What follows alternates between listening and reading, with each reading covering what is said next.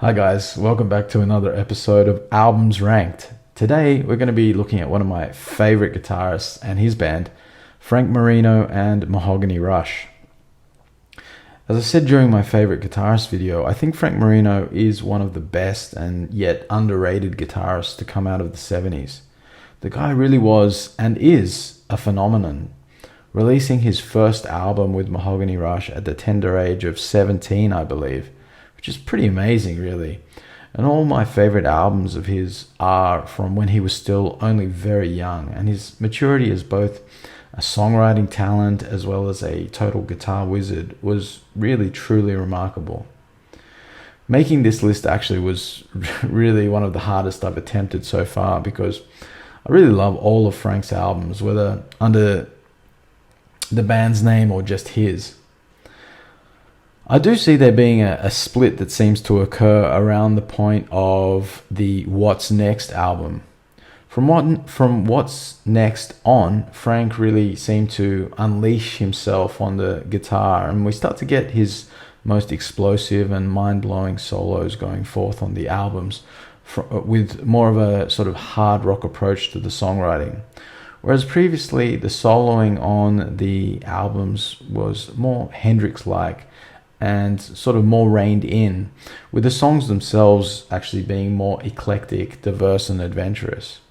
Of course, live Frank always has been explosive with his soloing, but sort of had been more perhaps measured on the recordings, maybe saving his full firepower for the live performances or something like that.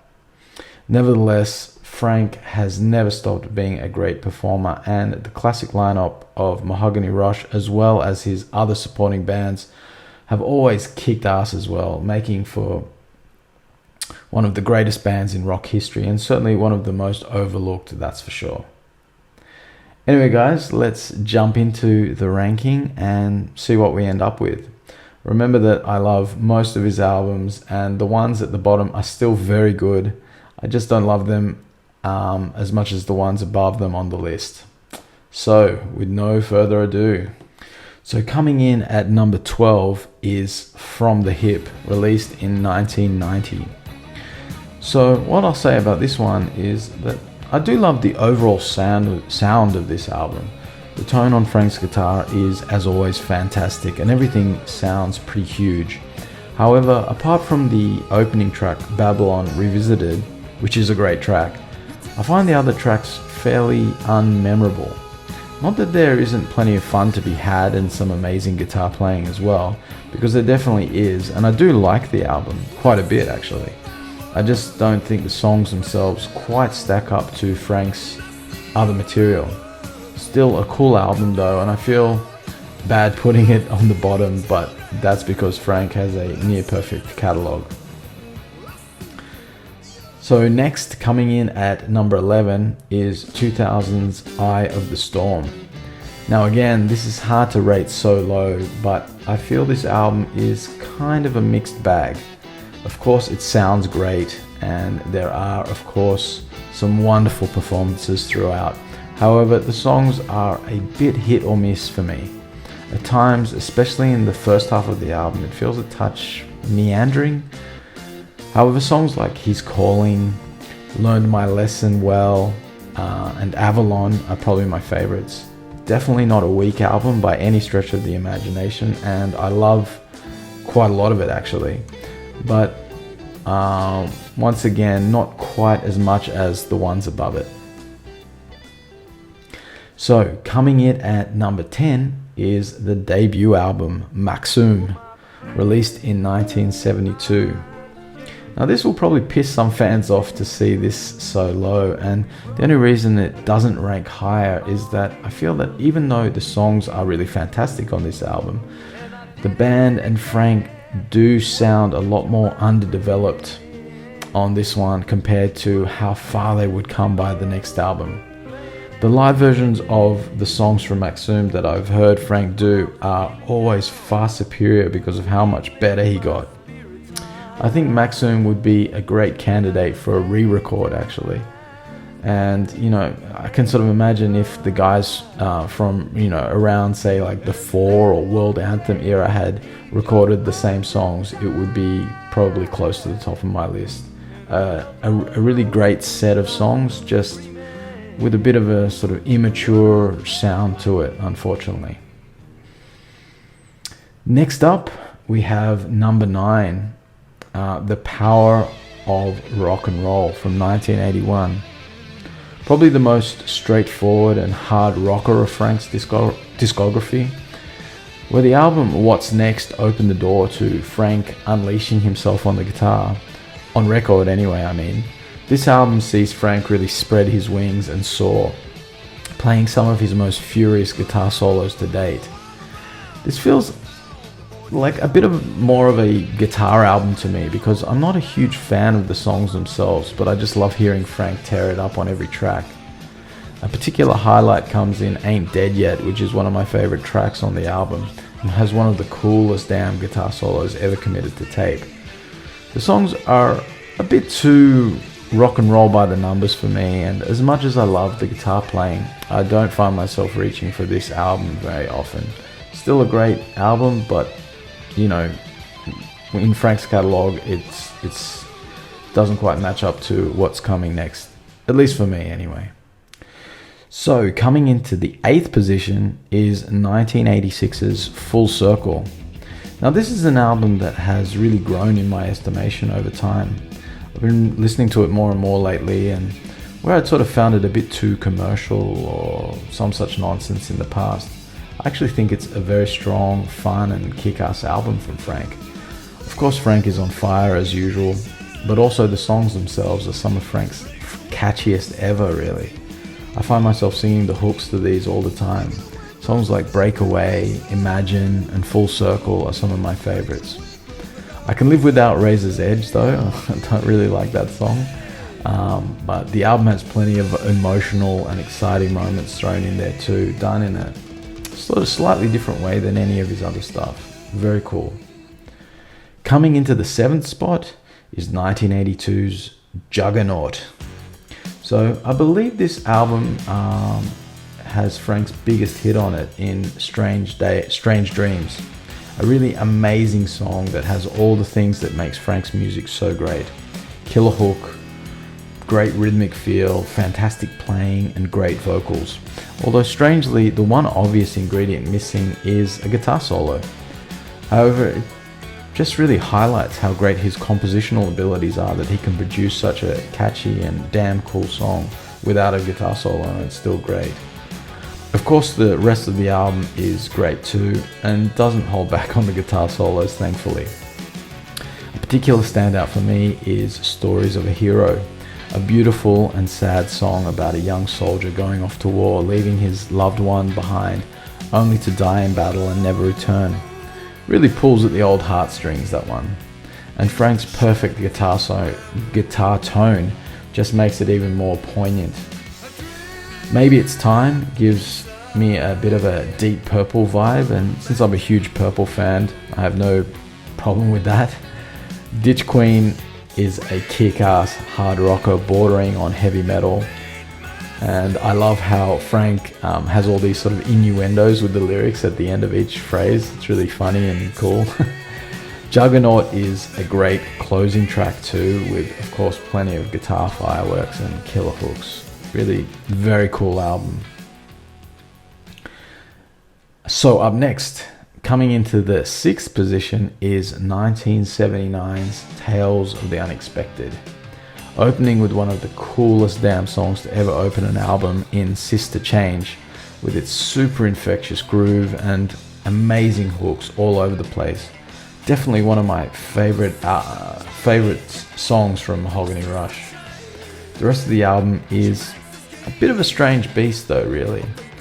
Coming next, there are 2 very well-known covers, with a very Hendrix version-like cover of Dylan's All Along the Watchtower, and a very cool version of the Beatles' Norwegian Wood. Then one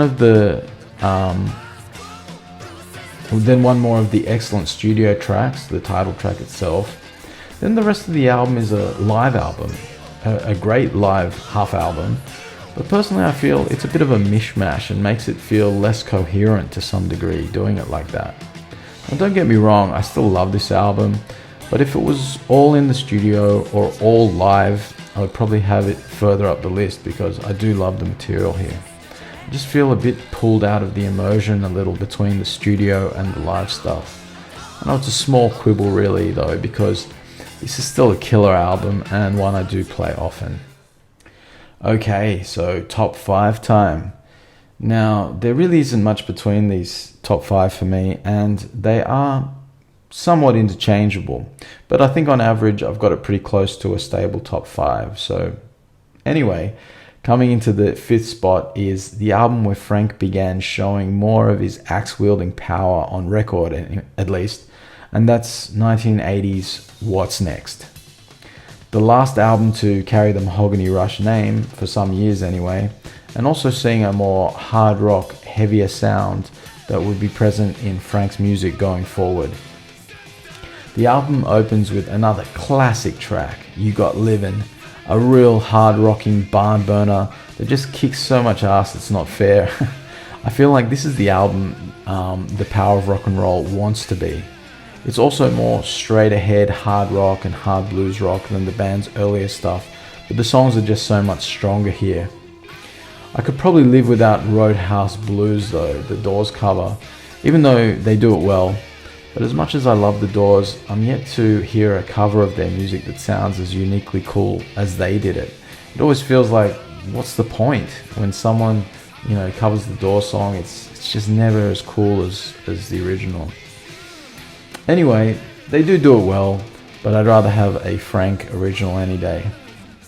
Funnily enough though, the guitar solo section of Finish Line is very Doors inspired, but in that case I absolutely love it. When Frank throws his Doors love into his own songs, it works really beautifully, I think. The absolute guitar fire in the bluesy Rock Me Baby is just so damn cool, classy and tasty as hell. And Frank really shows his amazing array of skills through that one. Something's Coming Our Way absolutely smokes right out of the gate with the great rhythmic attack, and then Frank's killing it on the vocals, and those damn riffs are just, yes. Another absolute killer of a track. Really, I love every track on this fantastic album, and it's one of the albums I listen to the most. It was pretty hard for me to not rate it higher, but Frank's discography is so close to perfect, so it's always going to be hard to find the place for things. Nevertheless, moving on, we come to number 4 and the fantastic 1977 classic World Anthem. So all the 70s albums up to and including Tales of the Unexpected all had such a unique and cool style to them. Totally original while also sort of borrowing from Frank's earlier influences, creating music that had both an adventurous spirit to them with a serious musician's edge, but also while retaining an extremely fun vibe to the whole thing. The music on World Anthem very much is a perfect exemplar of this. Sounding like a sort of hard rock alien landing his spaceship at the Star Wars Cantina bar at times.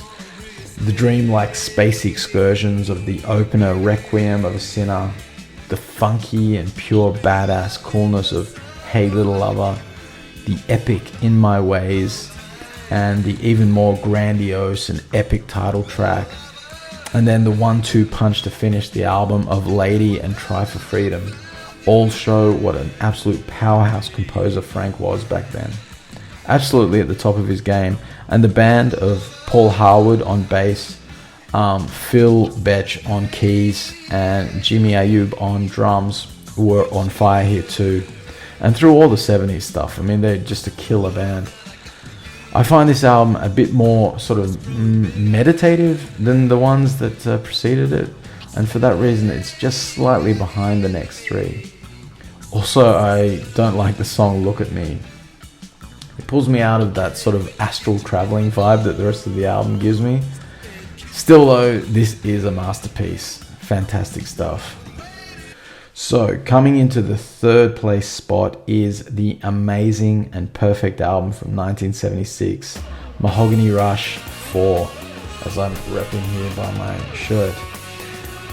Like I mentioned with World Anthem, the unique 70s Mahogany Rush sound was in full swing by this stage, having mostly sort of shaken off the Hendrixisms and created a totally unique sound, which I think they really achieved on the previous album, Strange Universe. 4 sees the band kick into a gear of total perfection, blending the epic hard-rocking space rock with hard grooving and funky passages, and then Frank's great melodic, hard-rocking vocals thrown in on top, give us one of the true classics of his career. It's hard to pick highlights because I love literally every song on this album. It's perfect. Obviously songs like The Answer and Dragonfly are fan favorites, and I love them too. But I also love the deep tracks like Jive Baby with its crazy rhythmic feel that's just so damn cool. Can imagine the rhythm section having fun with that one actually. Man at the Back Door has a similar groovy feel that just kicks too. Moonwalk is also so cool and weird and groovy, and I love how it just breaks into a furious jazz fusion section at the end of the song. Really amazing stuff. This album just oozes cool all the way through. Also, when you see any footage from this era of the band doing it live, it just makes it even more impressive. Extremely jealous really of anyone lucky enough to have been there for that. The whole album is pure genius, a masterpiece, and I absolutely love it. Coming in at number 2, may surprise some of you, but I just love this album so much, and it was my first experience of the band, so it holds a special place in my heart. And that is the amazing 1974 classic, Child of the Novelty. Now I know that around this time, people were labeling Frank and the band as Hendrix clones. And while the influence and love of Hendrix is definitely obvious, I really don't care about any of that nonsense.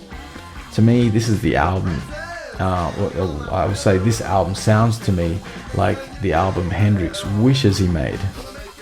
I think Frank smokes Hendrix any day. Now I know that might be controversial, and some of you are probably screaming at the screen right now, but I really don't care. That's just how I feel about it. I love Frank way more than Hendrix, and I love Hendrix too. This album really is pure fire from start to finish. It oozes with that youthful exuberance. Now, after all, Frank was still a teenager, I believe, at the time, and his songwriting maturity and playing prowess here is truly remarkable to do that at this age.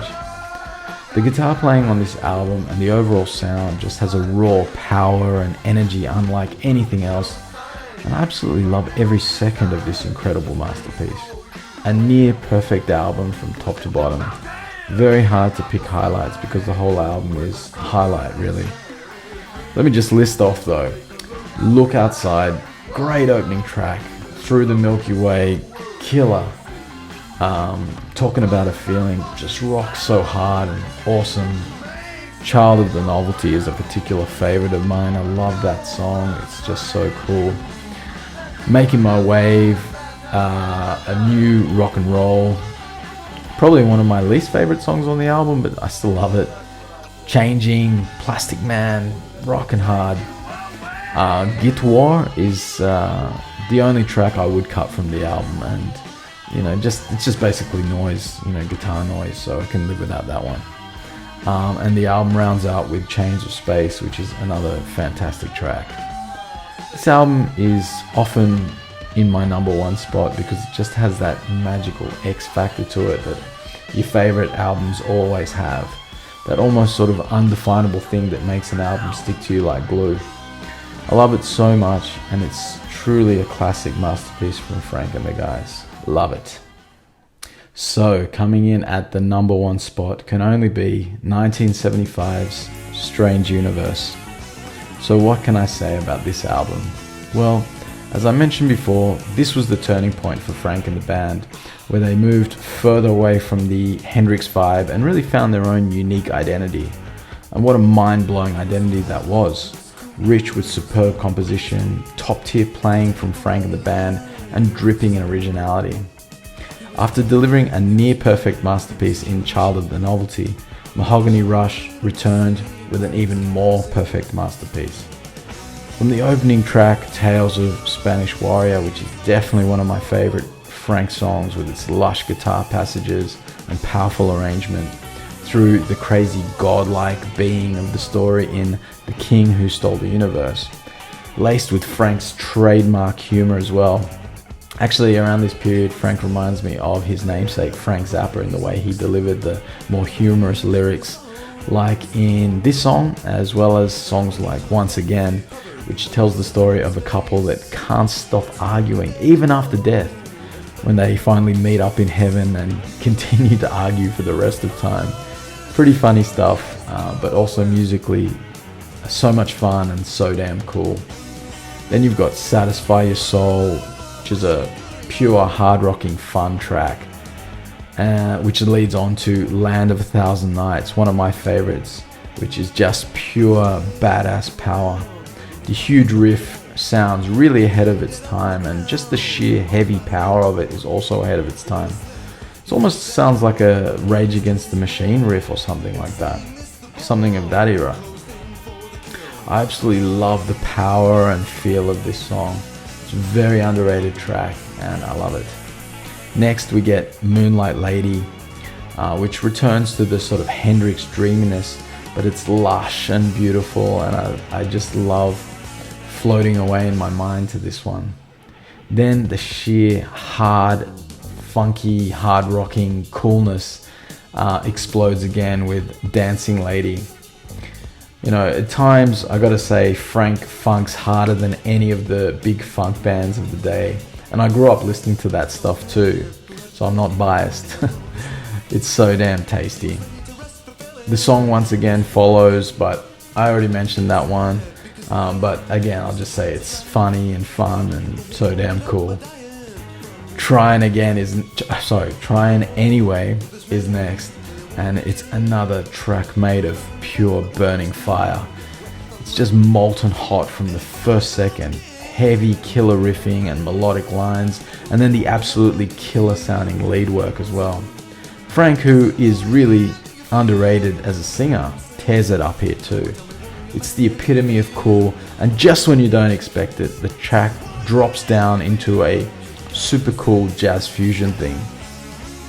It manages to not be jarring at all and feels like, oh yeah, of course it needs to be there.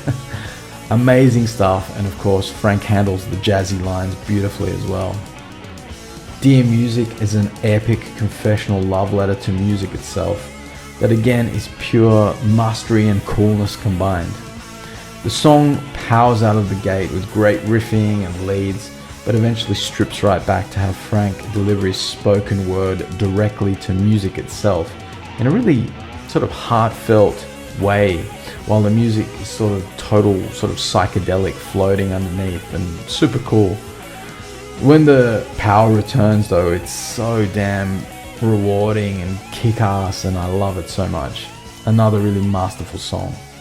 The title track closes out the album, and it's got the sort of meditative space traveling quality to it that will be ever present on World Anthem.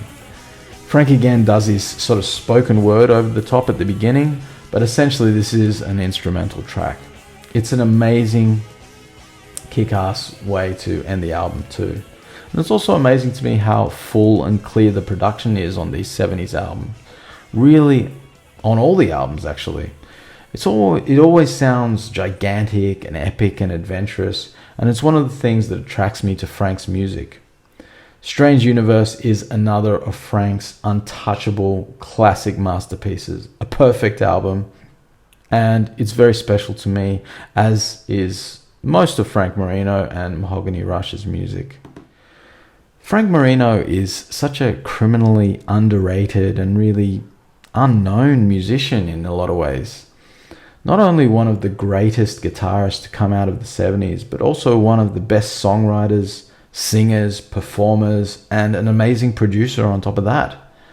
The band Mahogany Rush in their prime were really a force to be reckoned with, and I really think they should be recognized for what they are, one of the best bands in rock history. Anyway guys, that's it for my ranking of this amazing catalog. It was pretty hard to do, and you know, I did a lot of shuffling even up to the last minute here because the albums are all so great. But I'm pretty happy with where they all sit for now. So let me know in the comments if you agree or if you disagree. How would you rank them? I'd love to get your opinions on this amazing catalog and this amazing band in general, and Frank. So if you like that, please like the video, press the subscribe button. It's much appreciated if you do. So from me, the Spotlight Kid, thanks for watching. Stay metal, and see you next time.